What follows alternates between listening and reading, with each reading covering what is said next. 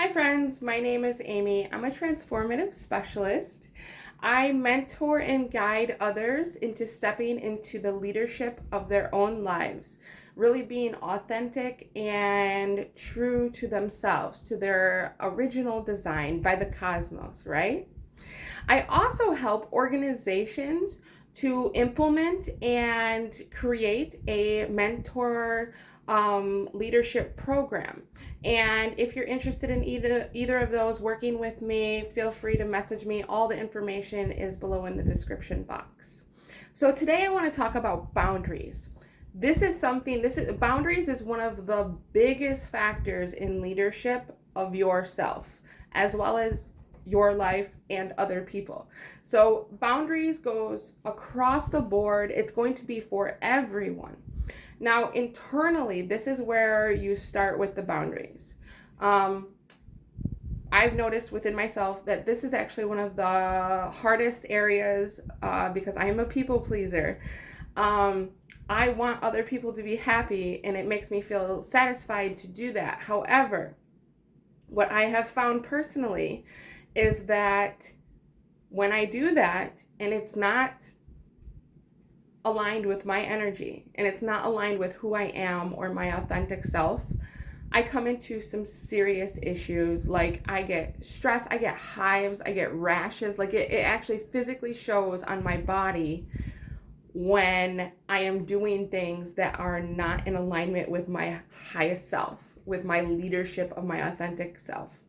So, what I've learned in a very hard way is that when we do not allow ourselves to be our true authentic self, this is where many different issues, not only like our issues, hold on.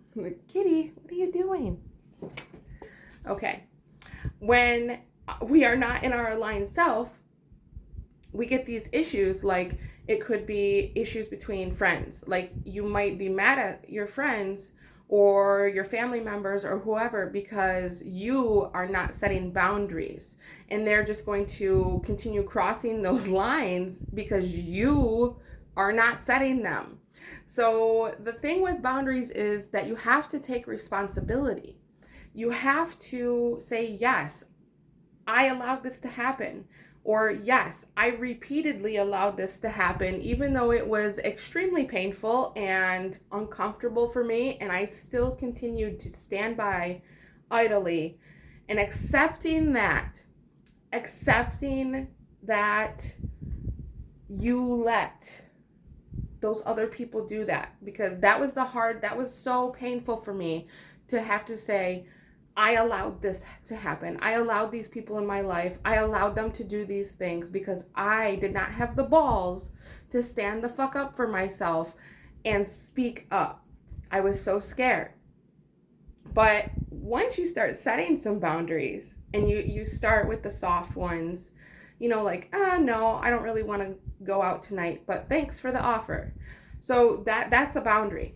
Like anytime that you're saying yes or no, you're creating a boundary. So also think about that in terms of when you are participating with like work colleagues or like maybe other business partners. The things that you talk about, the things that you allow to happen in your presence are also forms of boundary setting.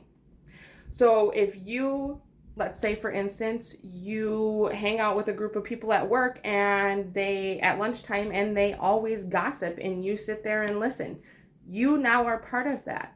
Even if you don't feel comfortable in it, the fact that you don't set a boundary that says, stop, this is not for me, and you don't speak up about that change in your energy, right? Like you don't speak up about that feeling that comes in, and it's a feeling that most of us have of like, oh, I don't really like this, but whatever, like, I don't want to like seem weird, I don't want to make people mad, I don't want to seem like a bitch, like whatever it may be.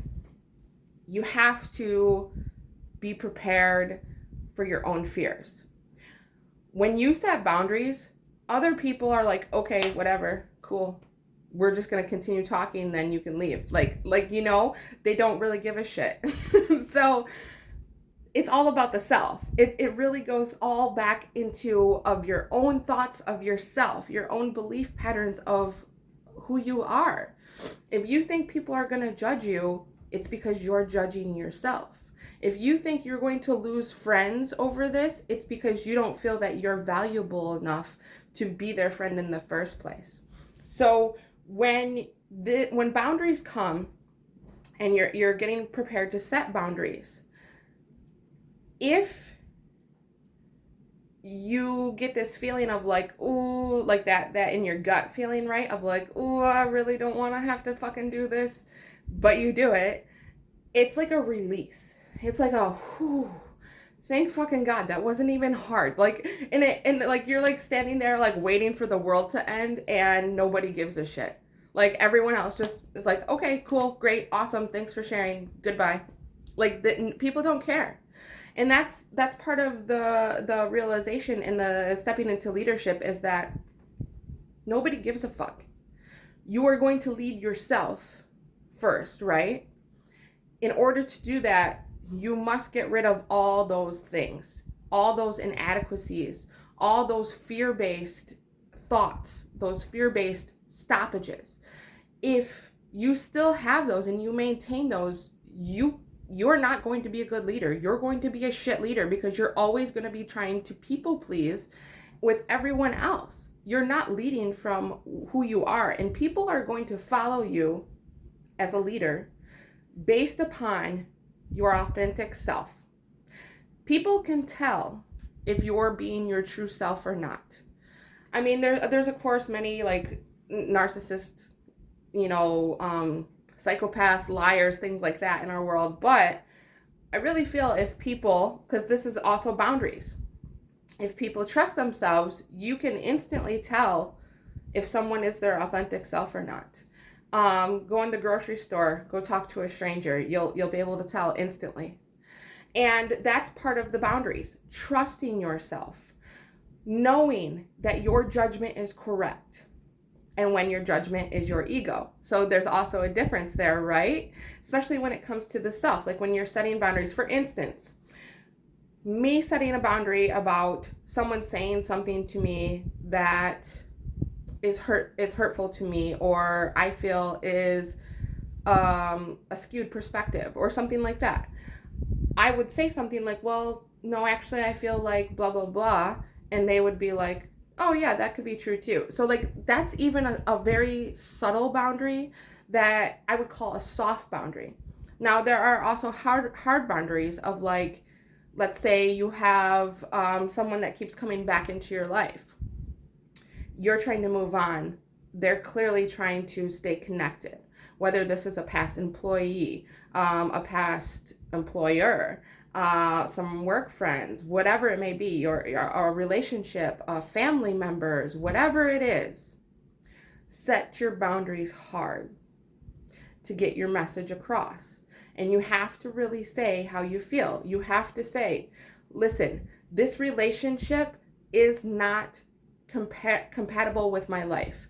This is not going to progress me to where I want to go. We are on two different, paths here, or whatever the case may be. Maybe they're just a really pessimistic person and you aren't, and you don't want that in your life. So you can say that. And saying your truth is not hurtful when you say it in a compassionate and empathetic way.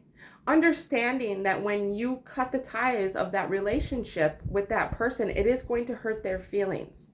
There's clearly something lacking in them if they can't go off of the boundary of, I no longer want to see you, or I haven't talked to you in 6 months. What are you not getting?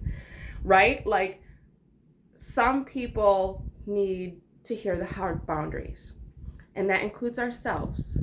So this week, while you're trying to step up your game into your leadership role, while you're trying to let some of the additional programming go away and step more into your authority, step into your your true shining star self, I want you to take a look at your own personal boundaries within yourself first. Are they congruent with what your goals are? If you want to be a millionaire, are you doing things every single day that would lead you to be a millionaire?